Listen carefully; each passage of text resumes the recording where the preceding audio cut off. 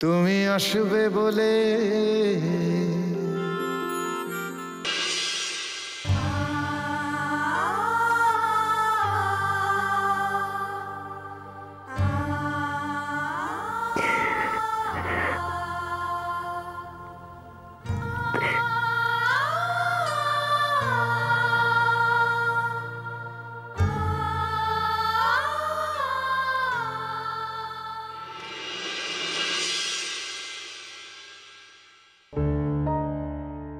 দিদি ভাই আমাদের খাওয়া হয়ে গেছে, চলো তুমি বসে পড়বে।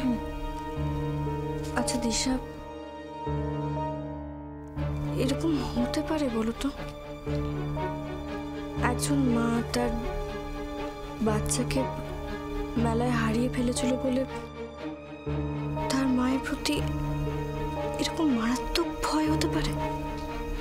দিদি ভাই তোমার হঠাৎ এরকম কেন মনে হচ্ছে? দেখো, বাচ্চাদের মন জয় করাটা খুব সহজ, আর আমাদের বিয়ের পরে আমাদের সংসারে তো কম অশান্তি হয়নি।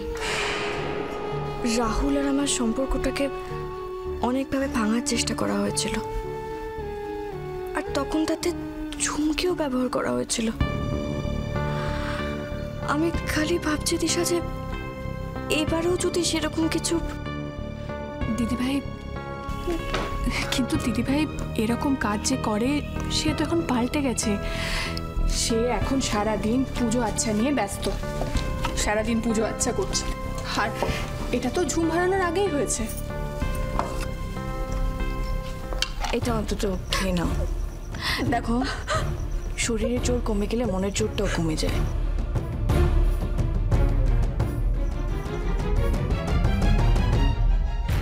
এই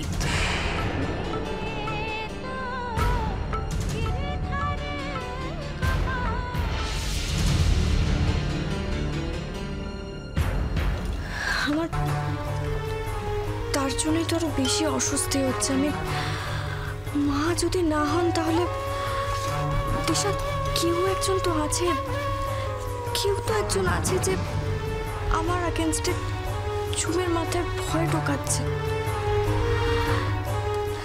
দিশা, এরকম এক আধ দিন হতে পারে ঝুম আমার ওপর রেগে আছে কিংবা কোনো কারণে ভয়, কিন্তু দিনের পর দিন এটা কি করে সম্ভব বলো তো?